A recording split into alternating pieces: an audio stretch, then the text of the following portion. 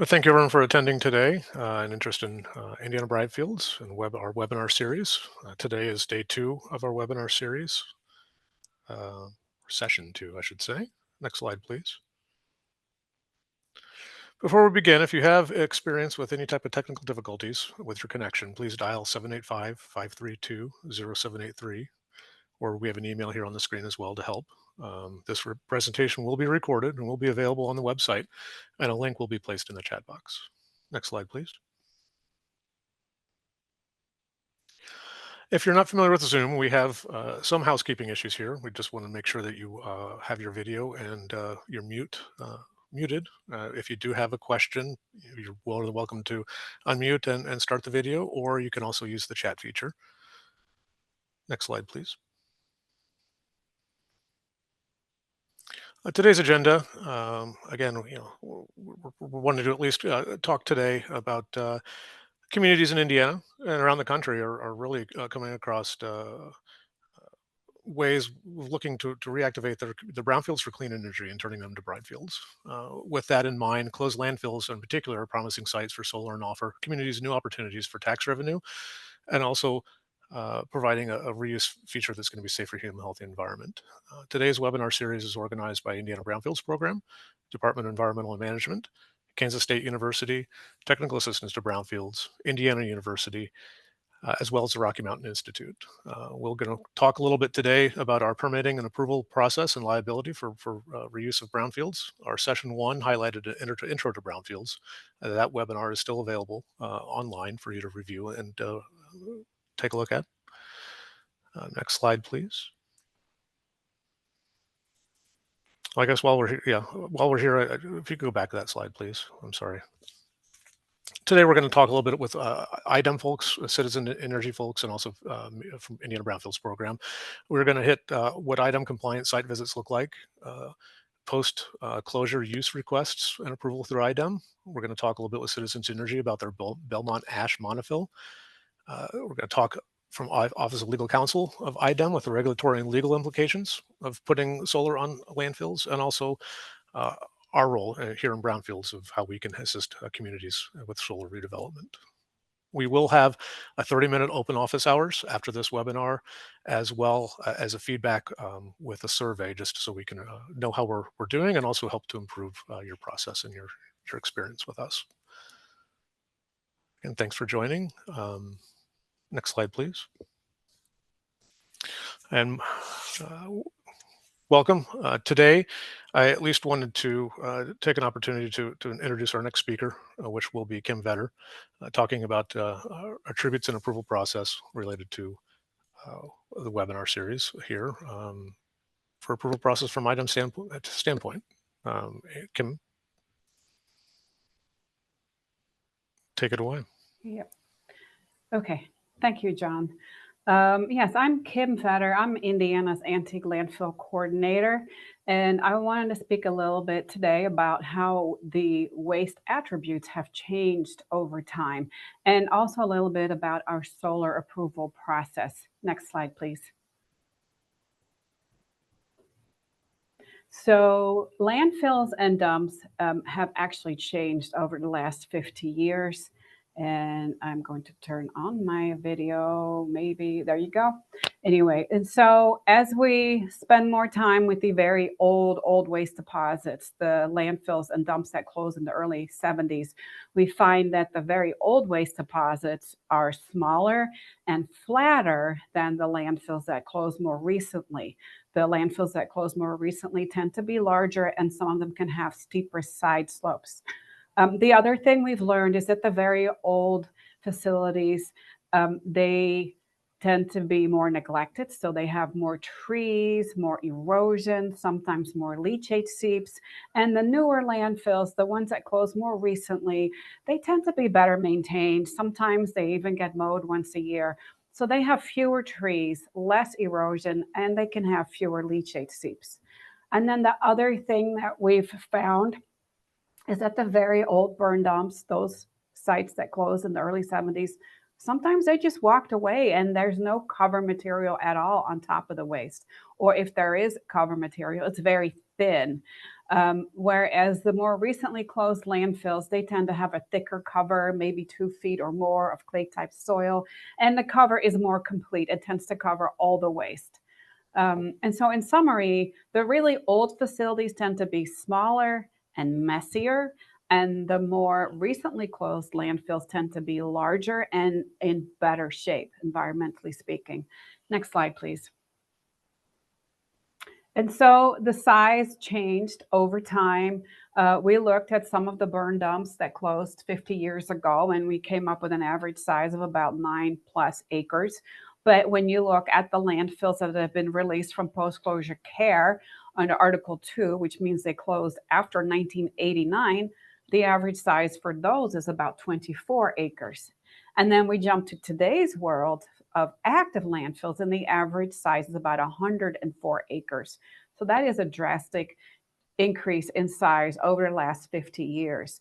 And the picture in this slide shows a small burn dump, and you can see how small it is relative to the buildings next to it. Next slide, please. And so here is another way to visualize the increase in size over time. The little pink bars at the bottom left, those are the burn dumps, and you can see how they are so much smaller than the green teal bars. Those represent the landfills that have been released from post-closure. And then bigger yet are the active landfills in yellow. And if you look to the far right of this bar, you will see that some of these yellow bars go all the way up to 300 acres. Those are very large landfills that are active today. That is where your household waste goes when you put it out by the curb. That is a very large waste stream, and those landfills have a very large footprint.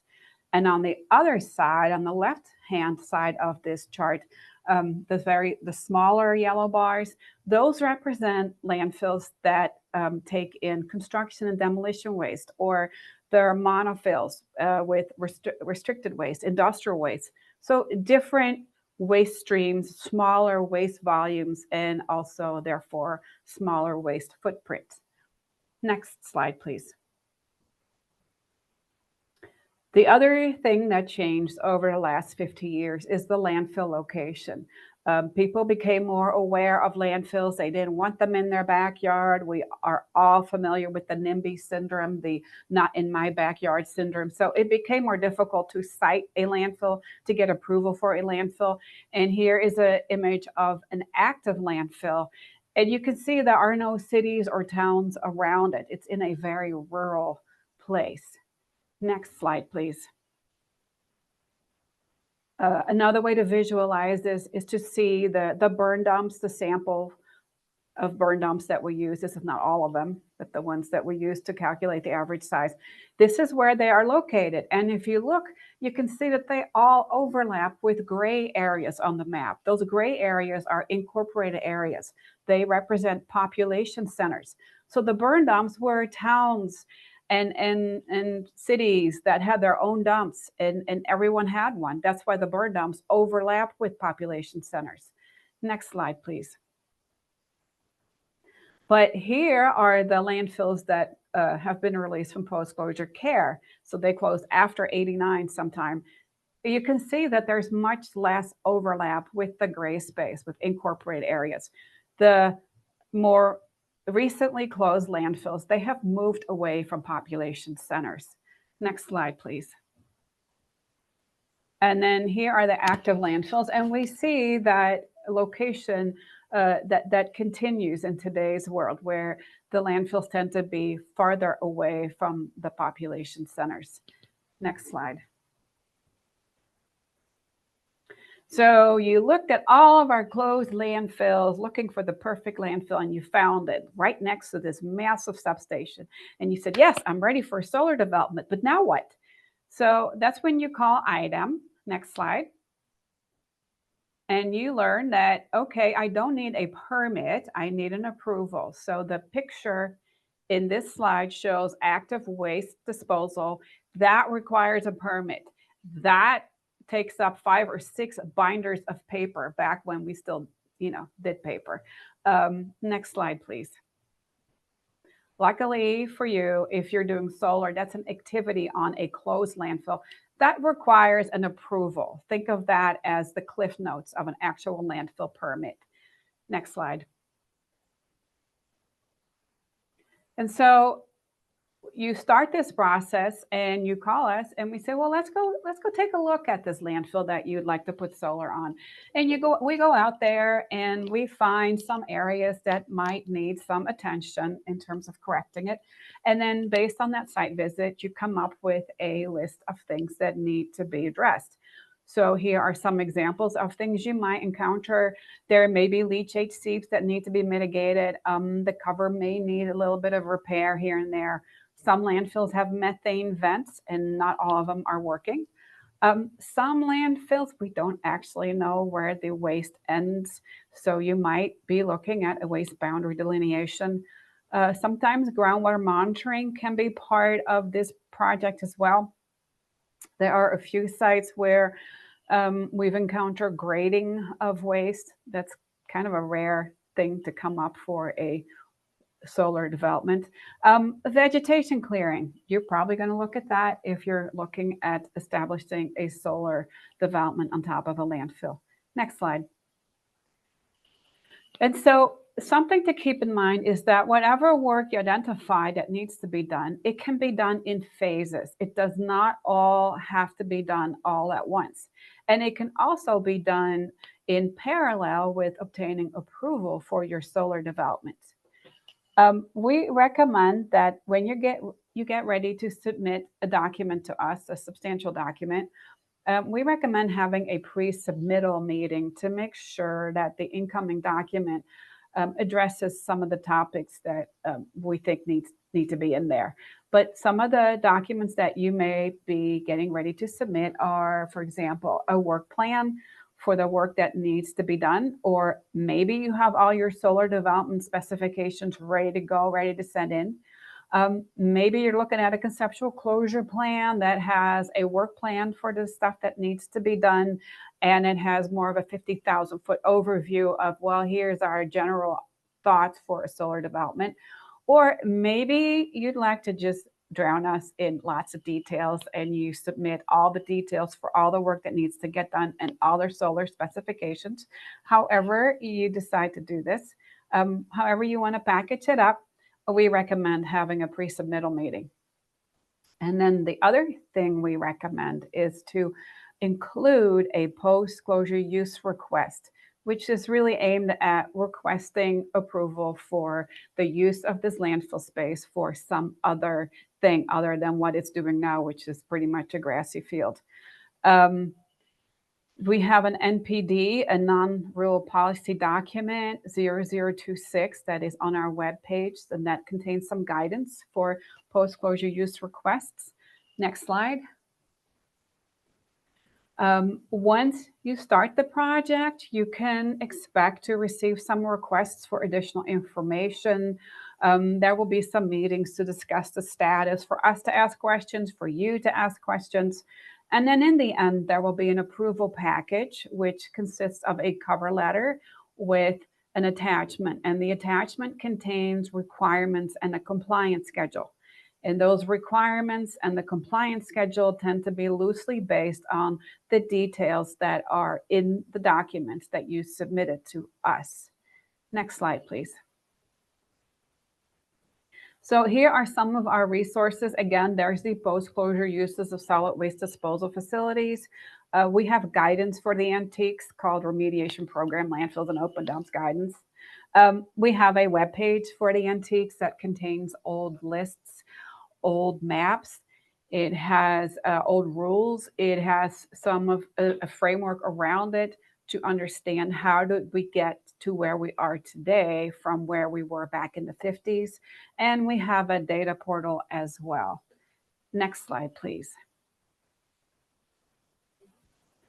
And up next is Molly Hobbs, who will share some of the interesting things she has encountered during her site visits to some of these amazing places. Thank you for your time.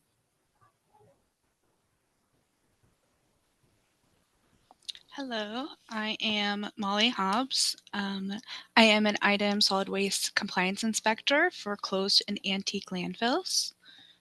Next slide, please. So I'm going to talk about today some common compliance issues that we run into at some of these old landfills. As Kim mentioned, these are issues that may need to be addressed before or during redevelopment. However, these are things that may continue to occur during the post-closure use period that may need continued maintenance and monitoring. Next slide, please. So the first issue I'm going to talk about today is leachate seeps. To put it simply, leachate is just water that has been in contact with waste. Since there is no definitive chemical composition to leachate, it can look different at every site. Next slide, please. As you can see here, the leachate on the top left is more of an orange color, whereas the top right photo shows a much darker color of leachate. If a seep has dried up, you may see only staining on the surface, like in the bottom left photo. Another common indicator is you may see a seep with an oily sheen, similar to the bottom right photo. Next slide, please. Trees and other woody vegetation have deep root systems that may penetrate a landfill cap. Once the cap has been penetrated, water can infiltrate the waste, which can create leachate issues further down. Next slide, please. When trees grow within the waste becomes incorporated within the tree's root ball. So when that tree falls over, the root ball will also bring up the waste, causing some exposed waste. This is a pretty extreme example on here, but it does occur. Next slide, please. Another way that waste can be exposed is either due to a lack of cover or a lack of maintenance of the cover. The photo on the left shows how exposed waste looks, or exposed waste due to a lack of cover presents itself as just scattered throughout the surface, whereas the photo on the right shows exposed waste due to a large erosion gully. Next slide, please. So when these erosion rills and gullies don't get repaired, they become a pathway for exposed waste and leachate to migrate off-site. This photo is actually the continued photo of the gully on the other side, or on the other slide. Next slide, please. So as the waste in the landfill settles, water may pond on the surface. This may become a vector attractant, or the water may find its way into the waste and become leachate. This is why we prefer positive drainage away from the waste to prevent that from happening. Next slide, please. So with sparse vegetation, if an odor is observed in the area, it may be a sign of methane gas from the decomposition of the waste escaping out of the cap. Whether there is a smell or not, whether it is from methane gas or not, regardless of the cause, bare soil will erode over time and will result in those rills and gullies that can become a pathway for the waste to migrate. Next slide, please. Lastly, one of the things I'm going to talk about is sites without adequate access control might experience continued open dumping on the property. Open dumping is prohibited in Indiana, and the removal and proper disposal of the dumped waste is the property owner's responsibility. Next slide, please. And that is all I have on the common compliance issues. I will now turn your attention to Shamala Raman, to talk about technical recommendations from IDEM. Thank you, Molly.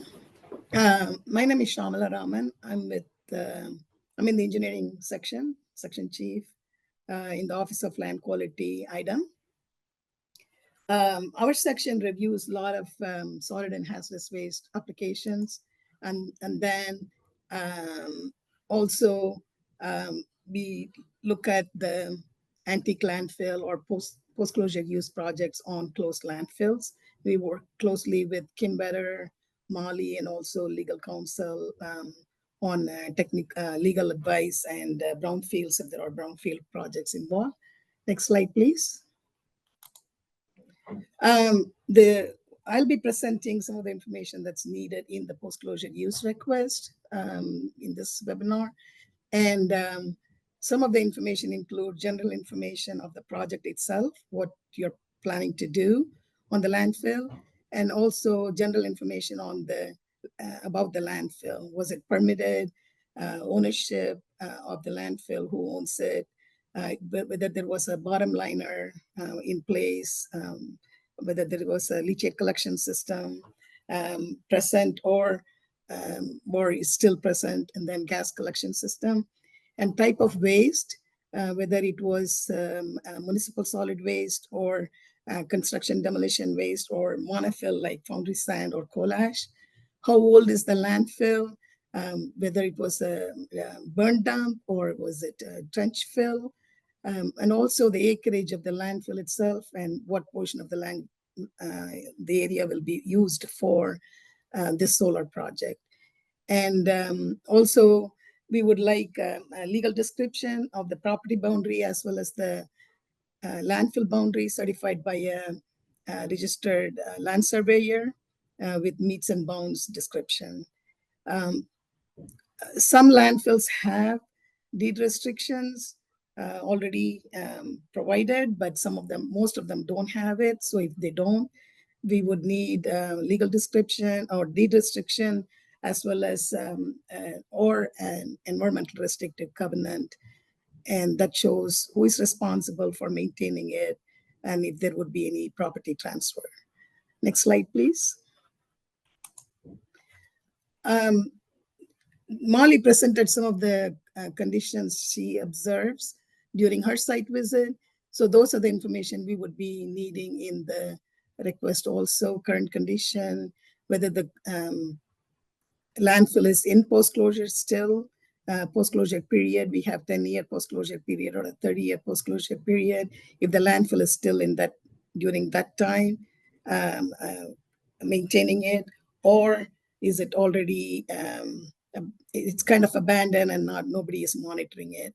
And also about the cover, whether there is a cover. If not, we would require 2 feet of soil cover. We also accept on a case-by-case basis concrete or asphalt cover. Geomembrane may be another option available.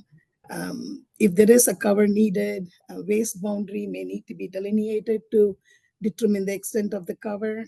And also, we would need to know what repairs and maintenance need to be done before the cover can be installed or after the cover is installed, like perimeter drainage system, things like that. And for the project itself, or even before the project, the trees may need to be removed. There may be overgrown bushes that may need to be removed. For the project itself, there may be different ways of doing things. The vegetation may be cleared and a rock or stone may be installed over a geotextile to provide better support. And also the type of equipment, vehicle that may be used on top of the landfill, whether the landfill can take that extra load. And then we also would need cover protection information or the procedures during the construction installation of the solar project. Next slide, please. I'd like to break in a bit with a question. We have a question. Is the approval process that Kim was discussing a separate process from this post-closure land use that Shamela is discussing? No, it's the same, but she's talking about the approval process. I'm talking about what needs to be in the approval request. We need this kind of information to be able to approve that. Kim, do you want to add? Sure. So general overview of the process was the 50,000-foot overview. Shalma is talking about the detail. So when you submit, for example, if you were to submit a work plan for the work that needs to be done, that may end up including some of the information on Shalma's first slide.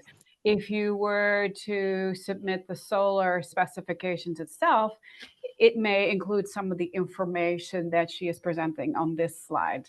So Shalma is really focused in on the technical details, the nuts and bolts. My piece just kind of talked about the overall packaging and the flow of the process itself, if that helps any.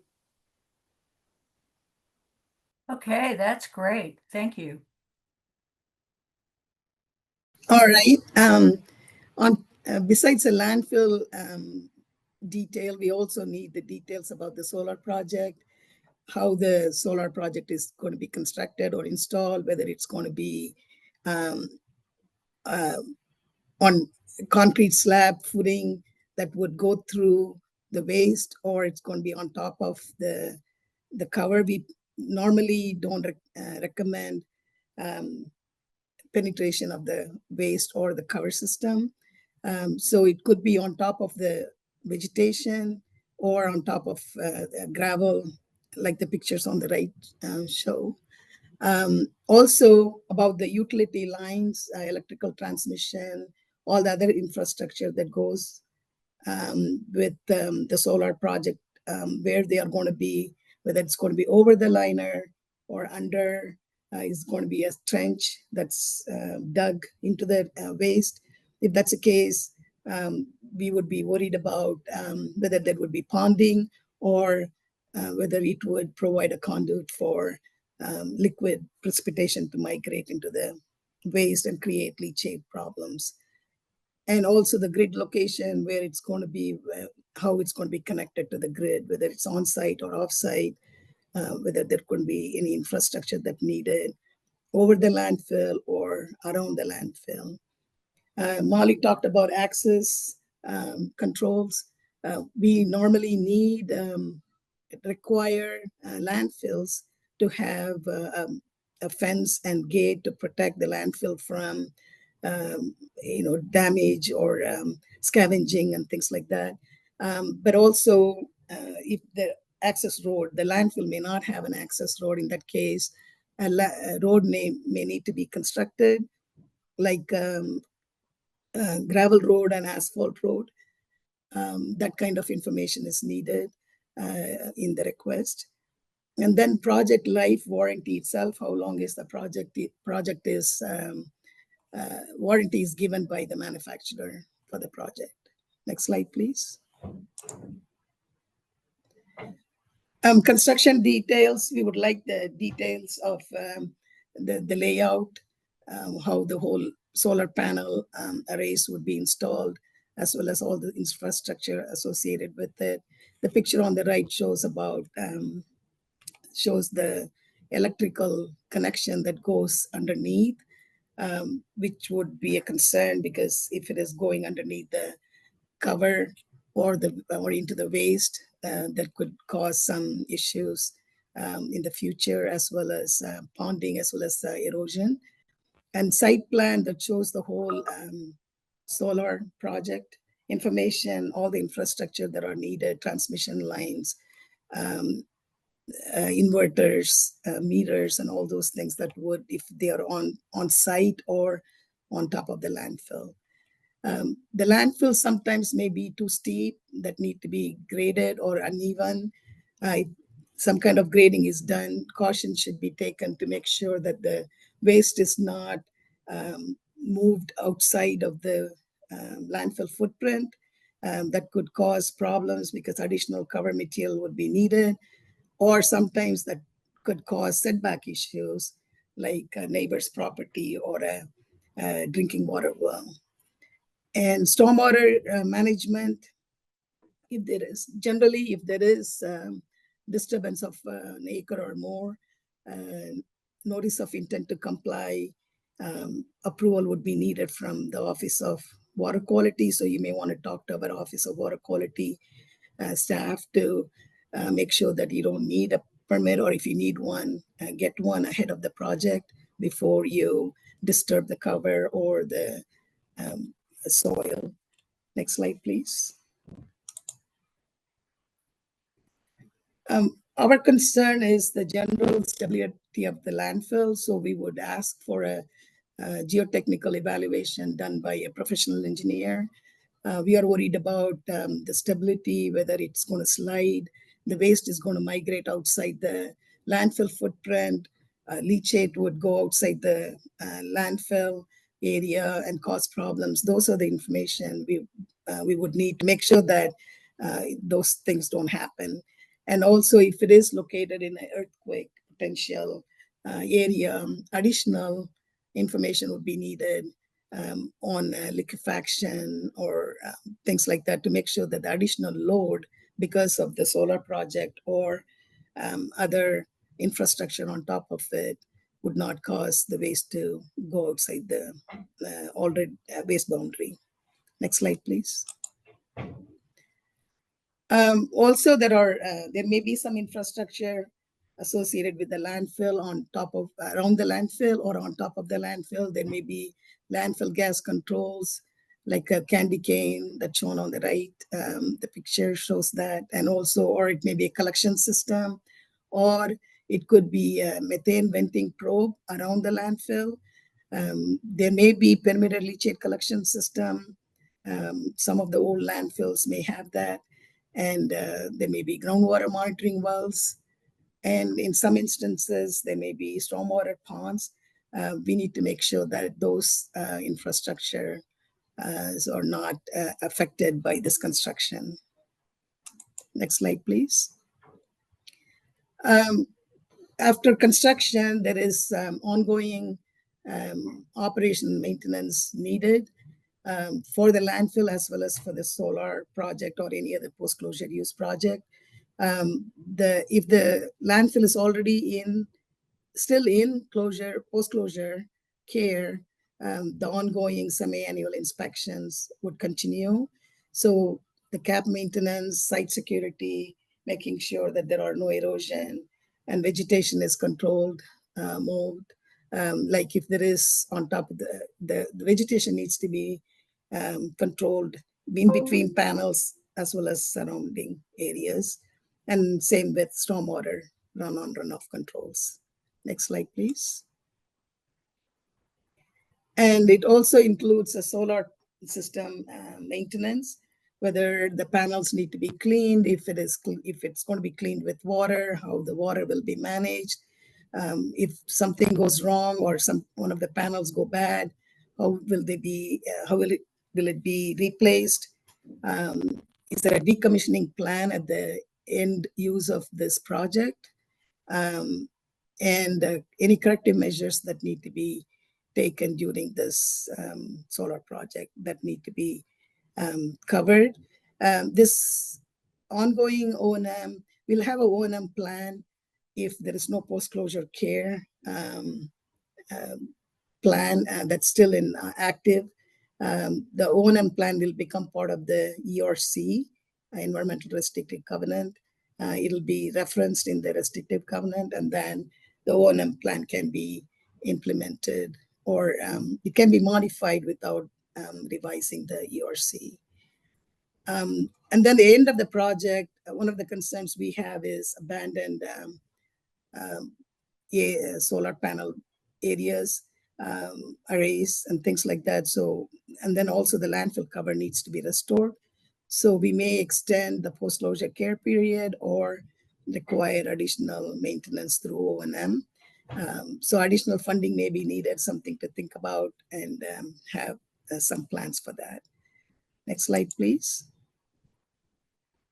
Time frames in general, we like these kind of projects because the landfills are great use for solar projects. But at the same time, there could be some complexity involved. And so the timeframes depend on how good the application or the request is. And also what other projects we are working on. We have a lot of permit projects.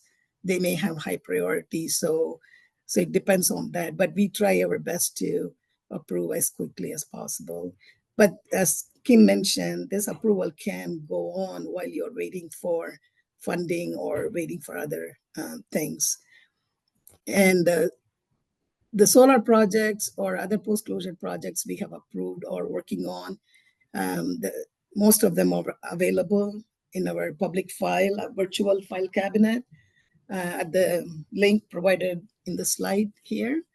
And we have issued 2 solar projects on landfill. Both of them are kind of monofill. One is the Foundry Sand. The other one is Belmont Ash monofill, which is managed by Citizens Energy Group. And McKeever with Citizens Energy will be presenting next about that project. Anne?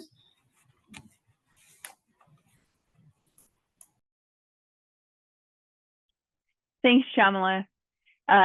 You know, at this point, I could really just say, do what Kim and Molly and Shamala are saying to do, and you'll end up with a solar array on a 50-acre closed landfill. But then you'd have extra slides in your deck, so I'll keep going for you.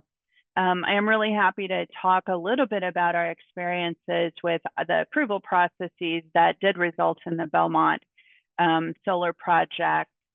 I want to talk a little bit about who we are. Citizens Energy Group is a little bit of a unique entity, the solar project, the monofill. And then what was that impact that Shamala just talked about on post-closure? So a little bit about Citizens Energy Group. For those who aren't familiar with us, we have played a critical role in Indianapolis as the gas utility for almost 140 years. Citizens Energy Group is our trade name. We are a municipal entity under state statute. In 2011, we acquired the Water and Wastewater utility assets, which is how we ended up with the Belmont Ash monofill. And if you do go to the virtual file cabinet that Shamala mentioned, you may see CWA Authority. That is a nonprofit corporation that owns and operates the Indianapolis wastewater utility, but it is us. So, so Citizens and CWA Authority are affiliates of one another. It'd be a shame to talk about Indianapolis and Belmont without talking about our wastewater system. We do have 2 wastewater treatment plants here in Indianapolis. We do service the entire county except for a couple of small excluded communities. The city of Speedway, which is where the Indianapolis Motor Speedway used to be, and a couple of other small areas that are excluded districts in the county. Our Belmont wastewater treatment plant, which is the host site for the solar project, is over 100 years old. It has been upgraded and modernized, capacity expansions over time. The site itself is about 150 acres. And so the solar project that we'll look at is about a third of that site is the monofill. When you reflect on what the IDEM staff were saying about the need for site security and the need for control, the Belmont site meets those because it is a fully controlled, fully fenced in site. We have a guard during normal business hours. It does require badge access after normal business hours. So there's a lot of control specifically at the Belmont site. And then we also do have the large electrical substation that was needed for the offtake power from the solar project itself. This shows the monofill back around 2013. So the monofill itself was actually permitted by the city of Indianapolis. And even though we incinerate sewage sludge in Indianapolis, the ash that's actually been placed in the monofill is the ash from the municipal solid waste incinerator. That was part of the original construction of that solid waste incinerator that's still serving our community today. It's a critical part of our steam distribution system here in Indianapolis. The first waste was placed in the monofills in the late 1980s, and waste was placed in the cells across the monofill until the end of 2002. Final closure was submitted to IDEM in July 2004. And so the site, as Shamala mentioned, a 30-year post-closure period, is scheduled to be in post-closure until July of 34. So, 9 years from now, give or take. That was until the solar project came along. And so we were approached by a developer in 2012 or so. Sorry that it says 14 there. That's actually when IDEM issued the approval for the post-closure use. One note is that we host the site. So we don't own the solar equipment. We're not responsible for the operation and maintenance of the solar equipment. We are just a host site. So they lease the surface of the monofills from Citizens Energy Group.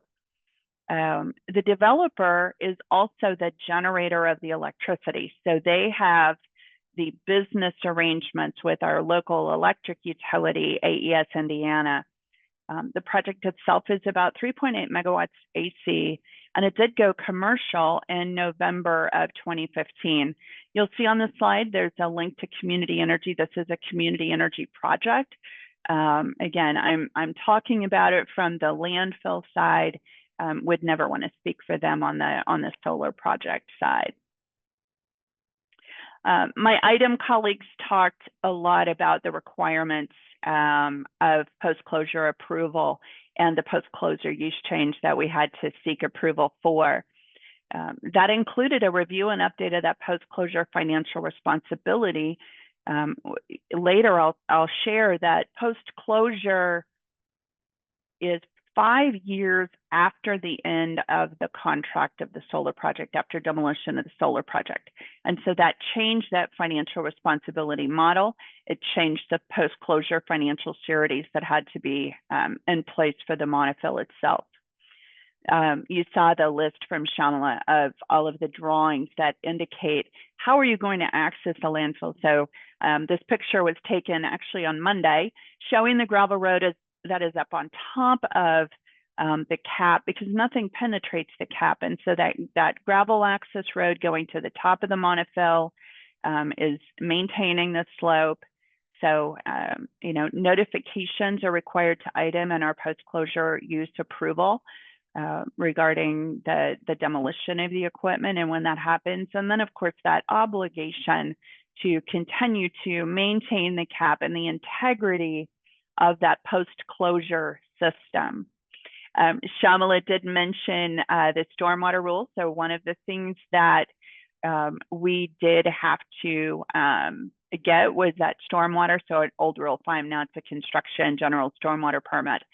But we did have, a 45 or so acres under disturbance. So there was a stormwater construction permit that had to be obtained from IDEM's Office of Water Quality. So nothing at the Belmont Solar Project penetrates the cap. So, unlike some of the things that Shamala was talking about, these panels are constructed on concrete pads that essentially float on top of the cap.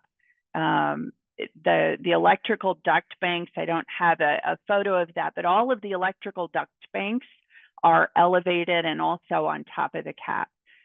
That was an important thing to us because compromising the cap, the liner, creates just longer term issues for the owner of the landfill.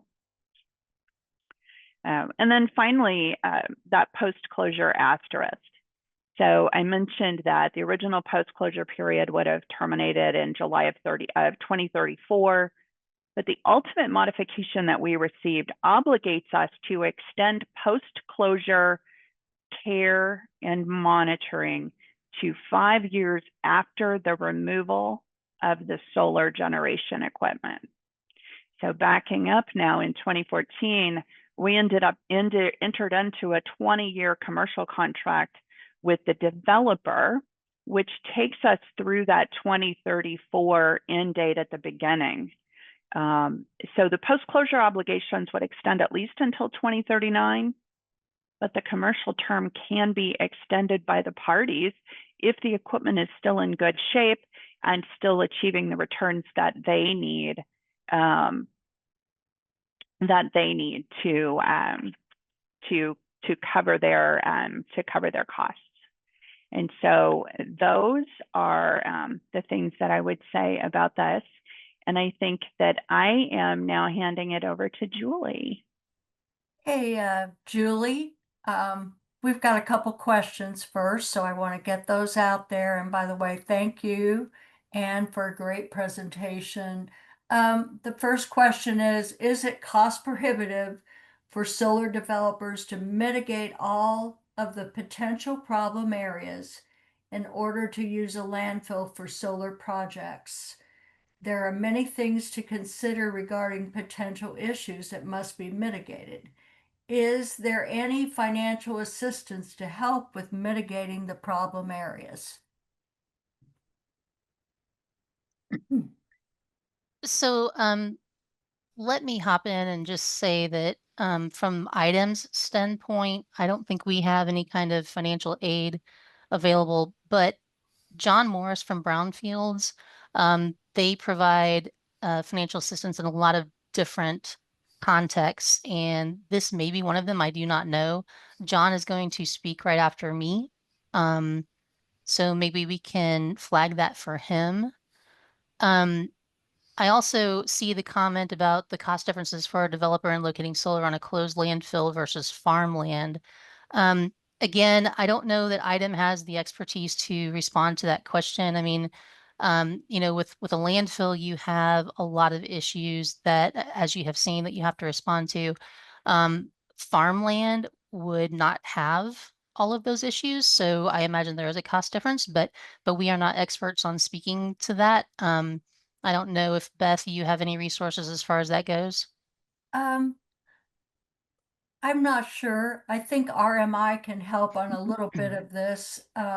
Tansy, do you want to Yeah. touch upon it? Hi, everyone. My name is Tansy Massey Green. I'm a senior associate with the Rocky Mountain Institute, and we provide free technical assistance for communities who are interested in pursuing Brightfields, clean energy on brownfields and landfills. Sorry for that long introduction. Just wanted to tell you where I'm coming from. But just to answer the questions that Lisa had, there have been different studies done on the different cost differences for solar on a landfill versus farmland. And the number has been thrown around that there's typically a 10%, it's 10% more expensive than a project on farmland, but that can definitely vary quite a bit, especially if the site has a lot of repairs that are needed, right? And that cost is going to go up.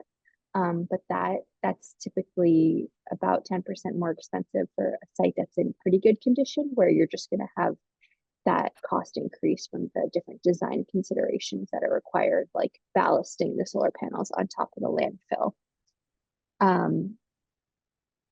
And I think that kind of also answers your question about the cost prohibitive portion. I think, you know, if your site's in really bad shape, that might be cost prohibitive, but maybe if your site is in a little bit of bad shape, maybe you can work with a developer to get those repairs done, and maybe use some of the revenue that you would have had for a site lease or otherwise, and put that towards the repairs. So it could be a good way to address some of the problems on a landfill. Thank you, Tansy. I've actually got another question though. Does the state have any tax incentives at all? I don't believe so. Okay. There are federal tax incentives right now for solar. They are sunsetting in the next couple of years, but they currently are available if projects get going pretty quickly. Okay. All right. Well then, sorry to interrupt, Julie. Please go with your presentation. Thank you. All right. I am just going to touch on a couple of the regulatory and legal implications of owning a landfill or open dump for purposes of putting a solar installation on the site. My name is Julie Lang, and I'm with IDEM's Office of Legal Counsel. Of course, I have to put in the legal disclaimers first. I am not providing anyone with legal advice.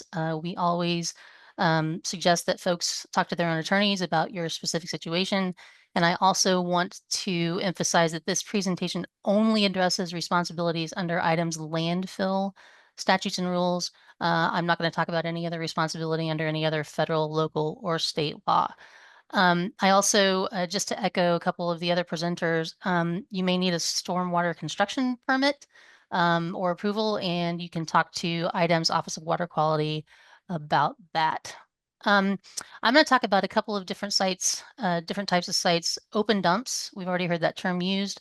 I'm going to talk about closed, previously permitted solid waste landfills, and I'm going to talk about closed solid and hazardous waste landfills that are currently in post-closure.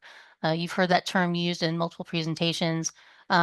Once the landfill stops taking waste, then the landfill moves into what we call a post-closure phase, and that's for at least 30 years and sometimes more, as you just heard Ann talk about.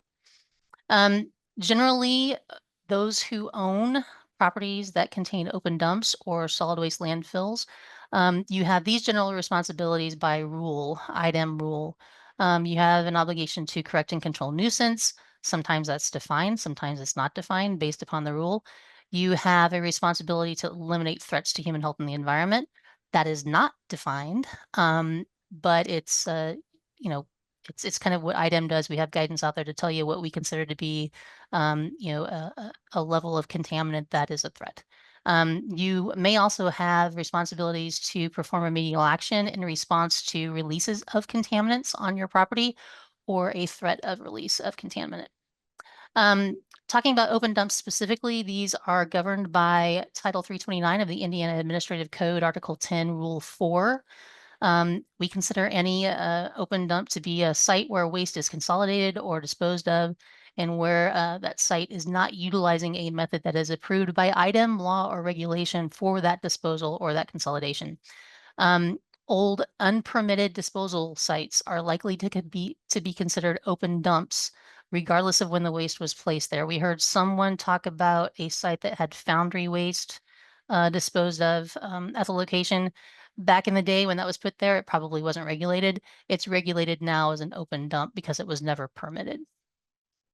Owners of property that contain open dumps, you are responsible for correcting and controlling nuisance, as we already talked about. There's a specific rule in this context, and correcting and controlling nuisance means one of two things. You either remove all of the waste at the site to a permitted disposal facility, or you do other things required by IDEM. And this is usually involving capping, repairing the cap, doing groundwater monitoring, things like that. You also have a responsibility to eliminate threats to human health and the environment. And if you get an approval from IDEM to put a solar installation at your site, you have the responsibility to comply with conditions of that use approval. Regarding closed previously permitted solid waste landfills, these are also governed by Title 329 IAC Article 10. There are various parts of Article 10 that apply to various types of permitted solid waste landfills. Property owners are responsible for certain things during post-closure and just kind of the general obligations after post-closure. During the post-closure period, after the landfill has stopped taking waste, you have to comply with any post-closure requirement or rule. You will have to comply with any kind of institutional control that may be on your property, which could be a deed notice restricting the use of the property or an environmental restrictive covenant. You also need to be aware that the former landfill owners, operators, and permittees have monitoring and maintenance obligations during that post-closure period. So for 30 years plus, you should really be prepared to give them reasonable access to perform those monitoring and maintenance activities. You want them to do that. That's something that needs to get done. After the post-closure period is complete, then you as a property owner still have the control nuisance, eliminate threat requirements. But in this context, controlling nuisance is not specifically defined. You can take, you know, some direction from the rule. You can remove the waste. You could address, you know, maintenance issues with the site. We also have some parts of the rule that talk about disease vectors, dust, litter, things like that being nuisance. So just generally controlling nuisance at your site. I want to talk about releases that may occur at your open dump or have already occurred before you purchase the site. Releases at open dumps and closed previously permitted solid waste landfills, there are rules specifically applicable to those releases. If we determine that that release may be a threat to human health or the environment, then we have the authority to require the property owner to perform remedial action. That could include installing groundwater monitoring wells, doing groundwater monitoring, replacing impaired caps, other things, anything that's necessary to address that release. There are other persons that may have potential liability for addressing releases at these types of sites. The former landfill owners, operators, and permittees, those are also subject to our authority to perform remedial action. And then we also pull in responsible persons as that term is defined by federal CERCLA and Superfund purposes. These include owners and operators of the site at the time of disposal or arrangers, those who arranged to have their waste taken to the site for disposal. I also want to say that if you purchase a site that has an open dump or a closed previously permitted solid waste landfill and you have a release, you as the purchaser may qualify for some sort of CERCLA-based liability protection relative to that release. John Morris from the Brownfields group is going to talk about that after I get finished here. And what his group will do, they'll analyze your situation, they'll issue a comfort letter giving you their analysis of whether you qualify, and that letter will include reasonable steps for you to perform to maintain that liability protection. We also always advise that you get your own legal counsel from someone who is familiar with those liability protections. I do want to emphasize, though, that as a purchaser of one of these sites, as a property owner, even if you have a CERCLA-based liability protection relative to releases at the site, you will still have the general responsibilities under the solid waste rules at 329 IAC Article 10.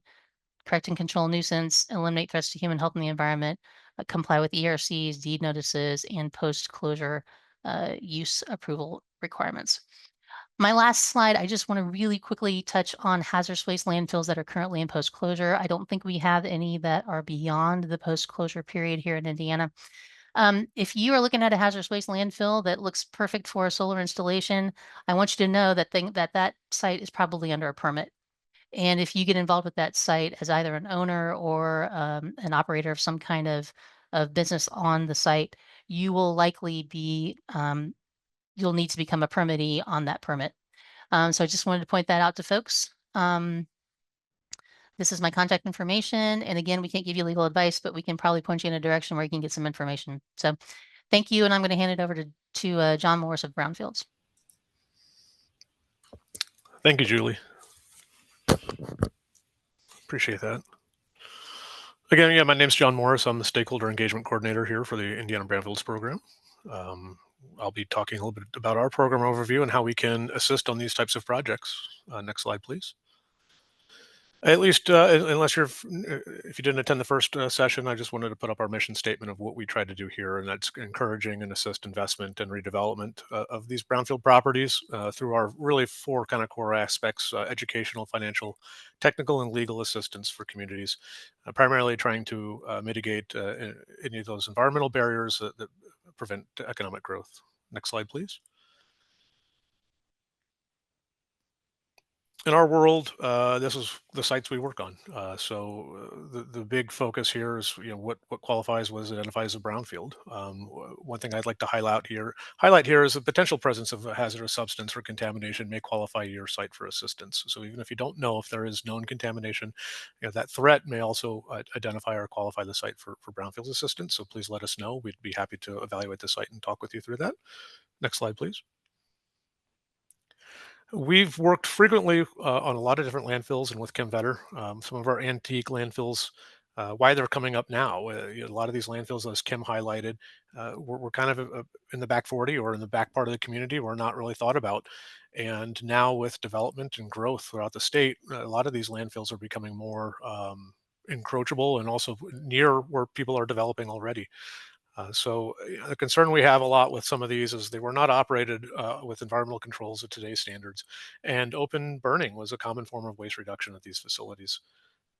And as Kim highlighted, the majority of these old landfills ceased operating in the 1980s. Next slide, please.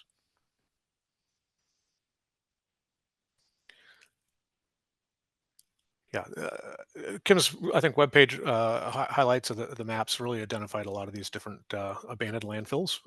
These are the ones we know about. Unfortunately, there's probably dozens, if not more, landfills that are unknown to not only us, but also IDEM. So really, a lot of it goes back into the state and the city historical documentations. But whether we work on for solar or we work on for recreational or parks and trails or soccer fields, these projects do have issues, whether that be with settlement, erosion, water concerns, gas, and just finding an appropriate use that's going to work for that landfill. Next slide, please. These abandoned landfills could also present similar brownfield thought. While they're not typically a gas station or a former industrial facility or a dry cleaning facility, they still have the same potential for substantial ongoing environmental contamination that could affect human health, the environment. There's still liability issues with these, and left unattended could become an impediment in the community, not only for land use and development, but also surrounding that land use, that land. And it's also an opportunity for the communities to mitigate and to address something that could be a longstanding issue, and also really kind of looks to focus in the town and the community of redeveloping a focus for that part of the town. Next slide, please. We highlight this for a lot of our brownfields projects. What makes a successful brownfield redevelopment? And really going back to, I guess, the cost related to putting solar on a landfill, and it really depends on the landfill and what was placed in there. Not all landfills are the same.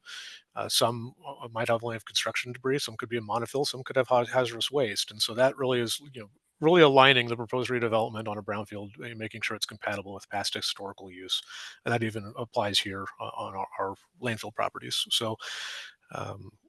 Really what we're trying to do is work collaboratively together in communicating, not only with the stakeholders, redevelopment folks, the solar folks, as well as environmental consultants and property owners. So just all working together to find a sustainable project that's going to make an end use that's going to be successful. Next slide, please. For us, how we can help you, we are free service. So we call us if you have a question, but we tend to work with some financial services where we get EPA direct money or state funding, where we might be able to assess a property on your behalf or remediate. We do have technical resources here with our comfort letters, as well as our legal assistance for liability comfort letters, and our education and outreach is how we tend to help a lot of our communities. Next slide. As Julie mentioned, with the circular liability protections, we have a non-rule policy document out there as well, but we can issue a comfort letter as long as you have a viable phase one prior to purchase. We will issue that to the individual that applies, and it explains items, exercise of enforcement discretion under the applicable liability exemption or item policy. Now, these comfort letters, your liability protections are self-implementing as long as you have a viable phase one. Why people like getting our comfort letters is we're independent. We've evaluated your phase one and told you met the standard prior to purchase. But as next slide, as Julie said, we will have a path forward for you to whether it be with the continuing obligations or reasonable steps to maintain liability protections post-purchase. So we tend to assist that and make sure that the redevelopment is safe and will not have any exposure threats. But with the solid waste landfill, there could be additional requirements related to that, which could include gap maintenance, installing monitoring wells, and ensuring leachate doesn't leave the property and affect human health and environment. But the main thing we always highlight, if there is a responsible party that's in charge of maintaining those liability post-closure requirements, is maintaining their ability to get on the site and do their work. So to reasonably cooperate and don't impede a third party's access to the site. Next slide, please.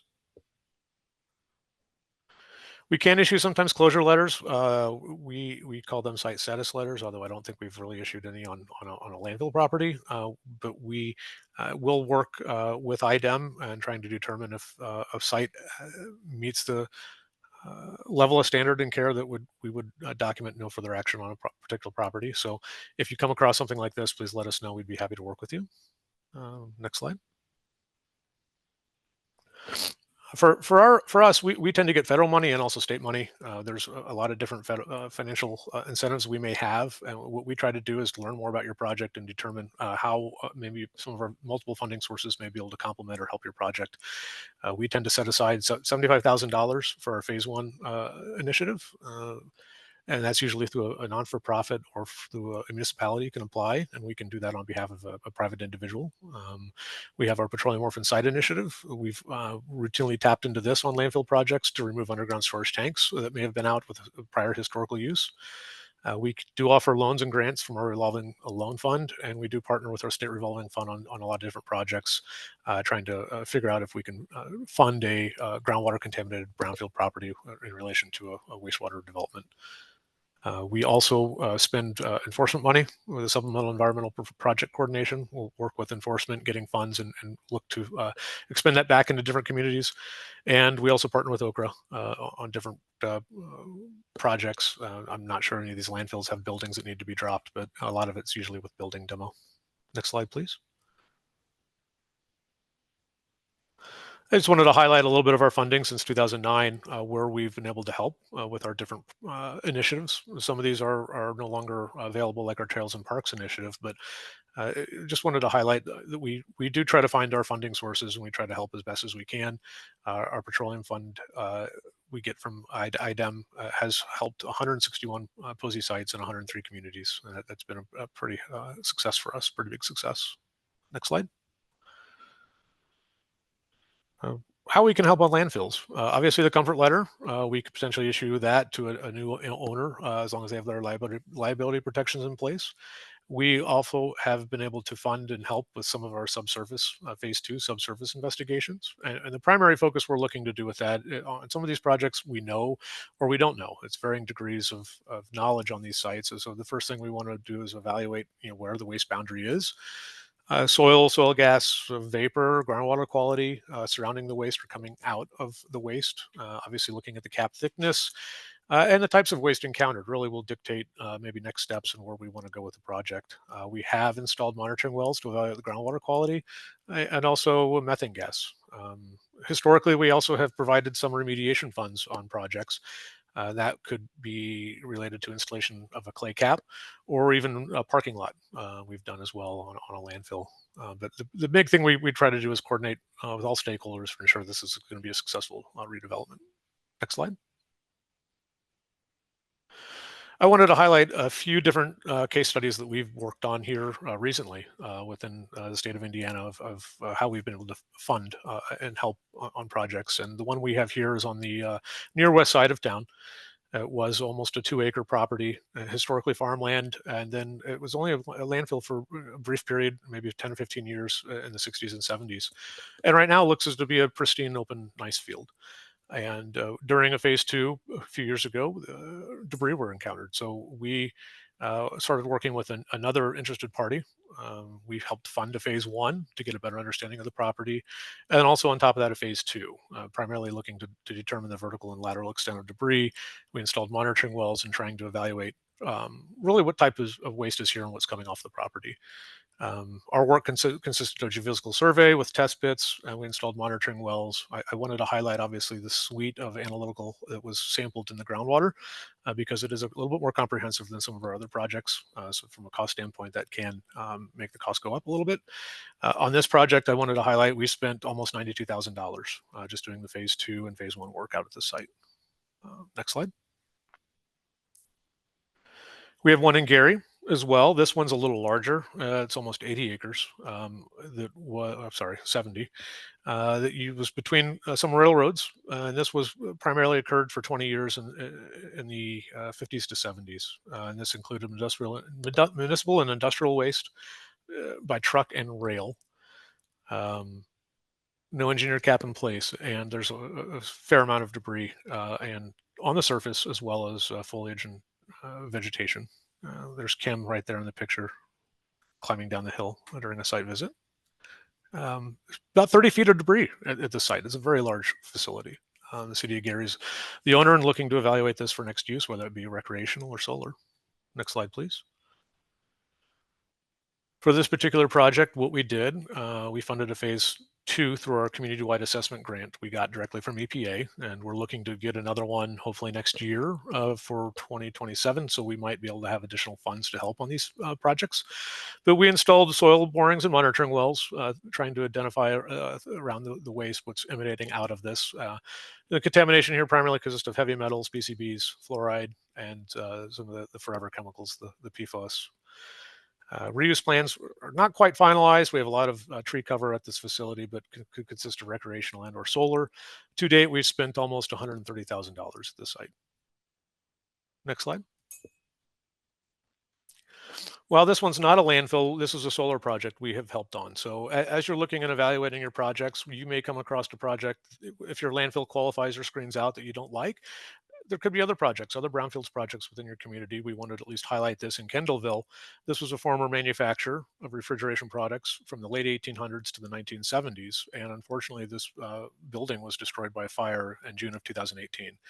One thing on this slide that's great to highlight is, for us, we've looked not only helping with a comfort letter, but we've been looking at our multiple funding rounds and sources, trying to move the ball forward a little bit and evaluate the environmental conditions to make this project successful. So through our 128A and enforcement funding, we've been able to spend almost a little over $67,000. And next slide, please.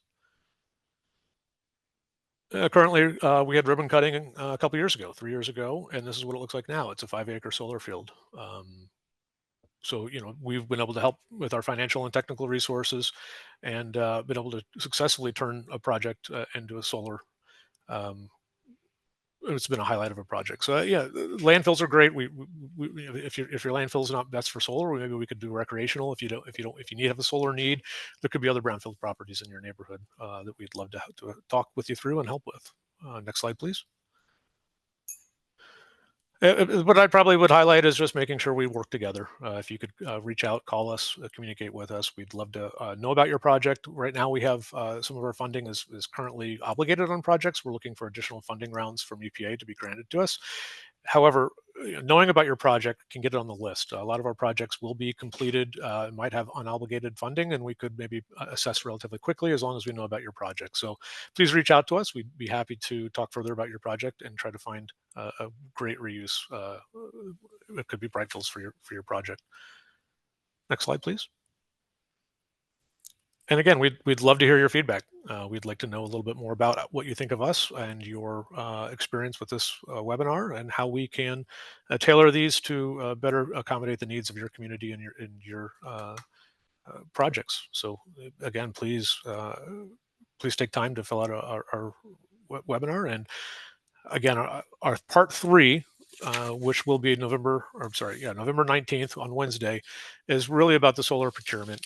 And with that will be is going to be a great session, and hear from experts about what it's going to take to make your site attractive, get funding, address the common pitfalls to avoid, and look at the current market outlook. So we appreciate seeing you again November 19th, and appreciate your interest. Kim, did you have your hand up? I'd be happy to take a question or provide.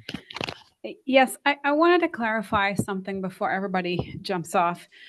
So you talked about post-closure use, the post-closure care period. We've all mentioned the post-closure care period. And I would caution those of you who are getting ready to leave this presentation, you may not want to walk away with the idea that every landfill has a 30-year post-closure period or longer. The 30-year post-closure period applies to landfills that were permitted, that were active under Article 10. And Article 2, which is after September 89, it started out with a 10-year post-closure period, and eventually it switched to 30 years. But if you are looking at a landfill that stopped taking waste before September 89, there was no post-closure care period.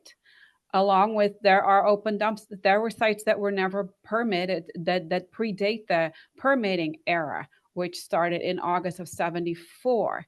And so our open dump, landfill and open dump guidance that is mentioned earlier, it has some guidance on how do we approach those facilities. And it is not 30 years post-closure. It's more about understanding what this groundwater look like. Is your cover stable? That kind of thing. But it does not come with 30 years of post-closure care. Instead, post-closure thoughts and care thoughts are captured in an O&M document, operations and maintenance. I'll get off my soapbox now. Thank you. I appreciate that. That's very, I think, a key a point to point out, because not all sites will go through a 30-year process. Those ones that you identified, what we're looking to do is just make sure there's no exposure threats on or off site. Probably the best thing, and just making sure that the site's maintained.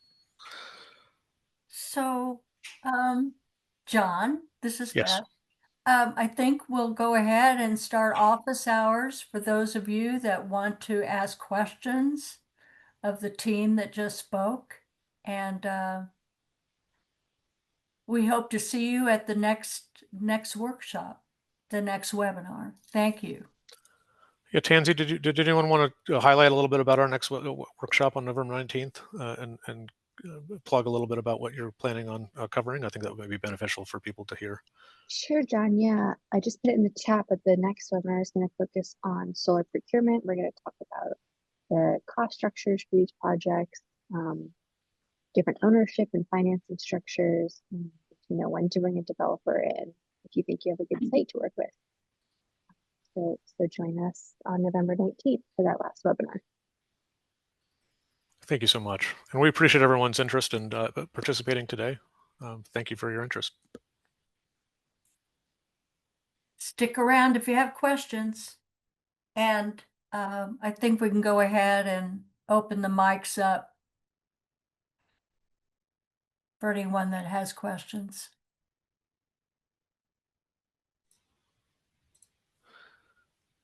I guess I have a question for Anne. Knowing what you all know now, would you do it again? Would you do solar out there again? Or is there anything you would change about your process? I think that from where I sit, John, having a better understanding of what the item requirements were would have helped. We were relatively new to owning the landfill at the time that we started our conversations. So I think it took us a little bit longer to get that item post-closure use approval, just simply because we didn't know what we didn't know about being a landfill owner. But I think the project itself, the commercial arrangements we have with the developer for them to maintain the area around the solar equipment, it's been helpful. It hasn't interfered at all with operation of the leachate collection system or groundwater monitoring or anything like that. So I think this webinar would have been super helpful for me in 2012. Do you do the maintenance, like the mowing out there, or is that something that your solar, the people who manage the solar do that? So they do the mowing, essentially, John, on top. Okay. And then the contractor that we have doing cap inspections, leachate monitoring, so maintaining the leachate monitoring collection system, actually collecting the groundwater samples that have to be collected, they do the slopes. Okay, that makes sense. So something you negotiated with your solar developer of how you would share that responsibility. Want to mess with their stuff, and they didn't want us messing with their stuff. So having them do the maintenance on the top made a lot of sense. Very nice. I appreciate that. Thank you. No, absolutely. So I guess I have. Go ahead. Sorry. I was going to just let Bill know. I wasn't trying to dodge this question. I honestly don't know what it is, but I do know it is a nominal, the lease amount for the Beaumont-ish monofil. It is a nominal per acre field or per acre fee on an annual basis. So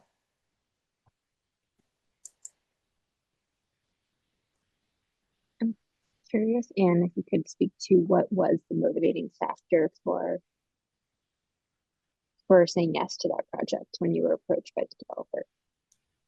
Um, you know, I think honestly, Tansy, it was really more just right use, right place. We certainly weren't doing anything with the top of the closed monofills.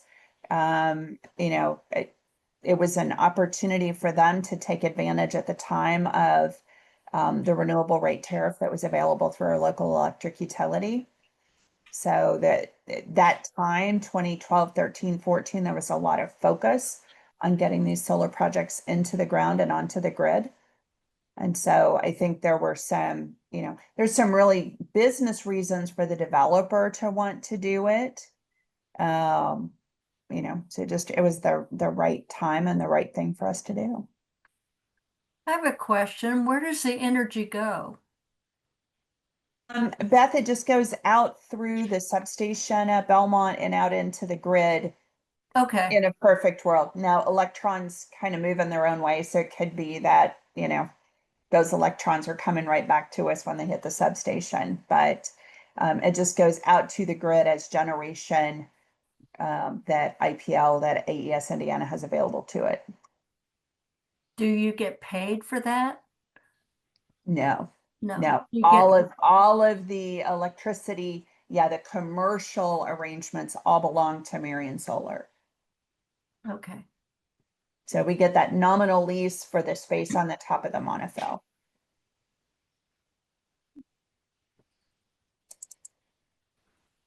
Kim, from IDEM standpoint, if we, what's your capacity, you think, to take on maybe these types of reviews and approvals? Okay. We do the best we can. Yeah. So it again, and Shyamalan mentioned earlier, it depends on the quality of the submittal. And that's what we're trying to do with these webinars, obviously, is to ensure that these things come in the first time and gets reviewed and approved. Yeah, that's great. Matthew, Yeah. I see you have your hand up. Yeah, I just had a process question here. Like, which agencies should, if I was starting a project here, which agency in Indiana should I start with? Or should I reach out to this whole party? That's a great question. I guess from a liability comfort letter standpoint, you could reach out to us. We might be able to help in getting you a comfort letter, but definitely working with Kim Vetter and trying to get an understanding from IDEM standpoint of the landfill, how it looks and how we can move forward to get everything addressed for their approval would be a concurrent, I think, reach out, in my opinion. But that would just be for the antique landfills, right? Or not? Well, yes, but so if a project were to come my way and I would look at that and say, well, this one's still in post-closure care period, then I would kick it over to the project or the permit manager. But typically, something that's in post-closure care is already submitting documents. They already have an established connection with items, so they would go through that. Sometimes people come in that are, now I'm talking about sites that have left post-closure care or never had any. They come to us, oh, I'm going to do X, Y, Z. And by the way, is there any money? And I say, well, go speak to John Morris. Or we go to facilities. They say, well, somebody's been trying to buy this. And we go out there and we take a look. And then I now have a stack of John's business cards with me. I hand them out like cookies when I go visit places because they don't know where to start. And I can't speak about these things. That's a John thing. And I guess going back to that, thank you, Kim, for that highlight. We don't see all projects. I mean, the liability protections are self-implementing, so you don't need a comfort letter to have your liability protections. And if you're not looking for funding or assistance, you might not need our assistance. So you would definitely need to work with Kim and IDEM and get their approval for solar on landfills. We're voluntary. We're here to help guide you through that process. Issue a comfort letter, maintain your so you can maintain your liability protections post-purchase and possibly help with any type of funding if necessary for the project. So what you're saying is go to Kim Vetter first? It sounds like I need to give her more business cards. You could, so people could contact me or they could contact John Morris. Yeah. If it's a closed landfill and they're not sure, they can contact either one of us. And we refer stuff back and forth to each other. We pull each other in as needed, or Yeah. if it's a facility that's still in post-closure care, then I direct them towards the person who is working on that. Yeah, because I think what Matthew's getting at is what's the process? And how, you know, putting something down on paper, what's the process? What's the first? We can talk about that more too. And maybe that's something that we generate after this webinar, or maybe Yeah. as we're finalizing this webinar, is to create some sort of fact sheet that provides clarity to that. And we can put that on our Brownfields webpage that just kind of answers some of those questions. I would want to work with IDEM to make sure that it looks okay, the fact sheet. But yeah, we would be happy to provide some sort of deliverable for other people who have that interest and want to have a little bit brighter of a trail to follow. Right. And I thought that's something, Bill, is that part of the document that you've been developing? Yes. Can you hear me? Yes. Yes, we've been working on that. And I think we're also willing to wade in if any community in Indiana is interested in the process, where you start, who you talk to, where you can get free advice. We're happy to start that conversation and help move that forward and help connect people to the resources they need. A lot of times people lack the capacity to work on this stuff. So Right. we have the ability to add to capacity for free for those communities that are just trying to dig into this and see how things work. Okay. Okay. Well, when we start working on something like that, if we have our own that we're going to put on our webpage, I'll make sure to work with you, Bill, to make sure it all looks okay and frame it out as a resource. And this webinar series provides a lot of information that we can compile. Great. Well, thank you everyone for your time today, and I hope you enjoyed the webinar. Thank you. Thank you.